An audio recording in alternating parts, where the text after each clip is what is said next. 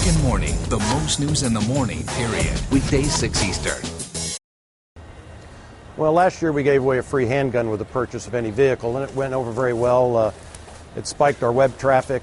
We sold, we estimate 35 extra cars during the promotion than we normally would have.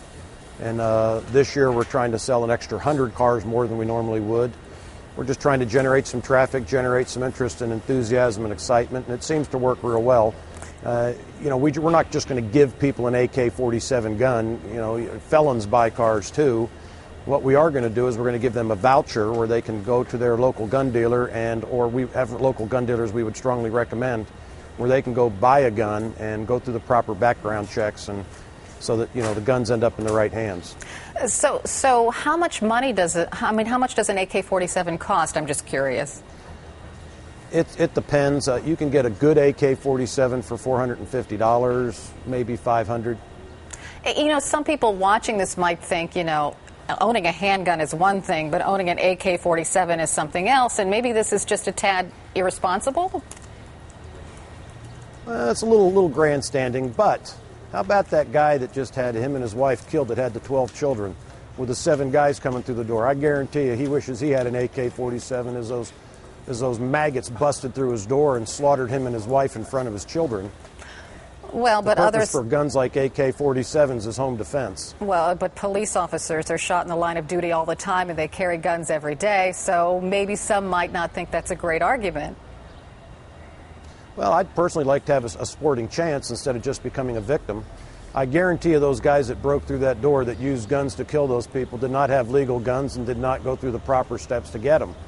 Those were all illegal guns, and I would bet my bottom dollar on it. I haven't seen the facts yet, but look, there's a bunch of evil in the world, and people need to protect themselves. Well, we're real firm believers. We're country folks down here. We live down here, and we're real firm believers in the Second Amendment, and we don't want to become victims. When I live out in the country 15 miles from the dealership here on 1,200 acres, the response time to my home's about 15 minutes. And if I'm counting on the police, and we have a great police force in Bates County, great sheriff, great police in Butler where we live, response time's still 15 minutes to how great the people are, how good their intentions are, and I would rather defend myself. The only 911 call I need is chambering around. Well, and I think that's the case.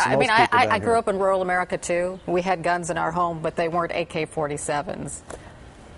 I mean, how long ago was that? When I was a teenager. What's 20 years ago, 30 years ago? Things have changed dramatically. I don't know if you know anything about Missouri.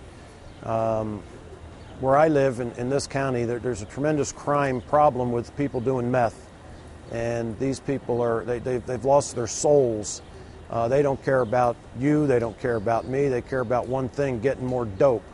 Well, I understand evil in the world, but I'm just questioning like a semi-assault weapon to protect yourself. That's all I'm saying.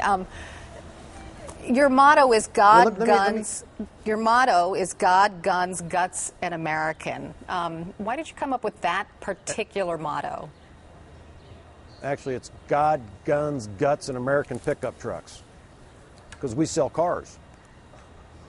Right, but you include God in that, and some might wonder why God is included in a motto that it also includes guns. You don't have a problem with God, do you?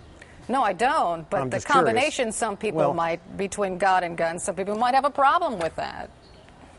We're a Christian nation. We're Christian people. I believe that 70–80%, I would guess, in this nation would classify themselves as Christians.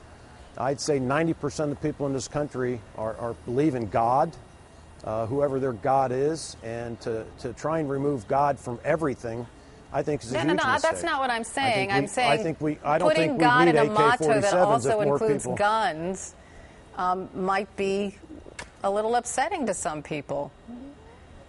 You don't think God wants us to defend ourselves? I'm confused. I don't know. I mean, I don't think I could ask you the question. We could do the "What would Jesus do? Would he carry a gun?" No, they didn't have guns back then, but I do believe he'd carry a sword if he needed it, but he was so powerful he didn't need any weapon. That is true. Thanks so much for joining us, Mr. Mueller. We appreciate it. Thank you. Hey, I appreciate it.